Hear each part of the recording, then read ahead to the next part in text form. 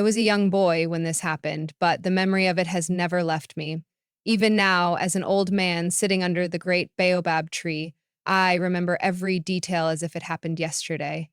It was a lesson that shaped our village, one that reminded us that greed will always be a man's downfall. In our village of Lukungu, nestled between rolling hills and thick forests, there lived an old woman named Nyambura. She was known for her wisdom, kindness, and ability to heal the sick. Despite her age, she walked with a strong posture, her back straight like the trunk of a mahogany tree.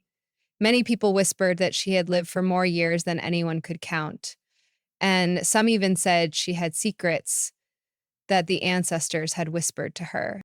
But not everyone respected Nyambura. In the same village, there was a man named Wanjala, whose greed was greater than his wisdom.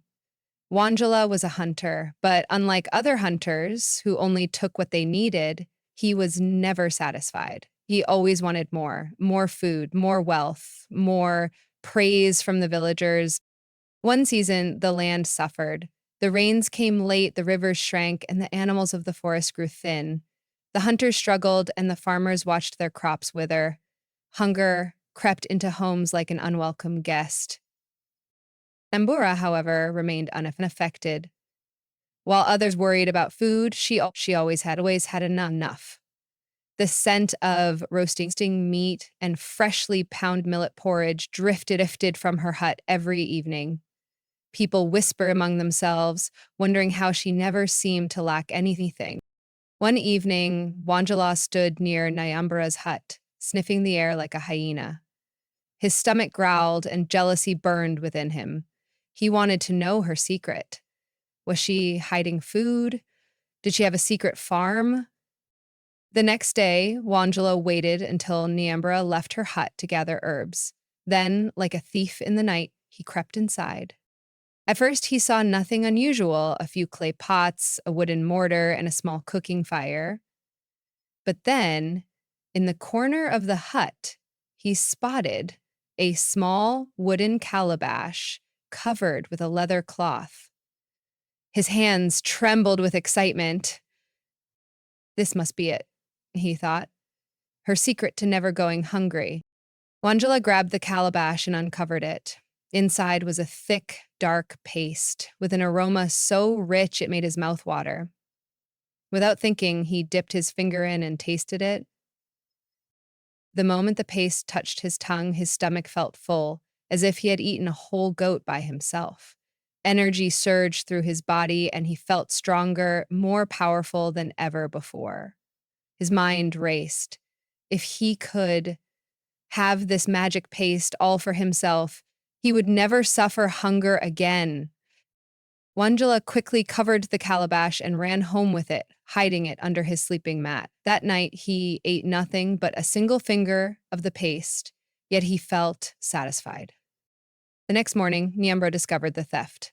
She said nothing, but instead of showing anger, she smiled knowingly.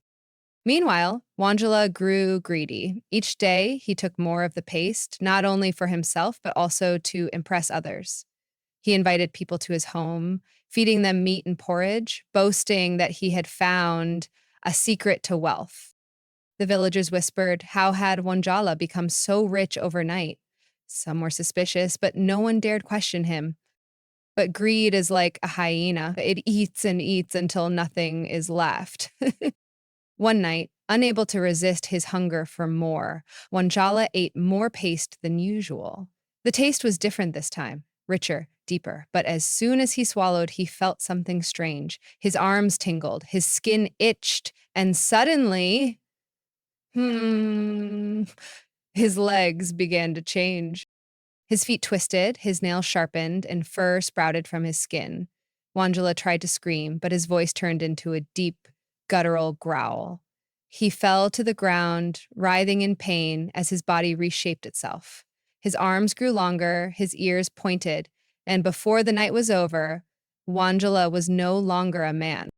He had become a hyena. The villagers woke to the sound of howling outside his hut.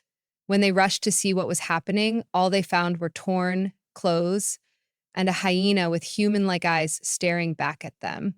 It whimpered, turned, and ran into the darkness of the forest. It was then that Nyambura stepped forward. "The ancestors have spoken," she said, her voice calm but firm. "Greed leads a man to his own destruction."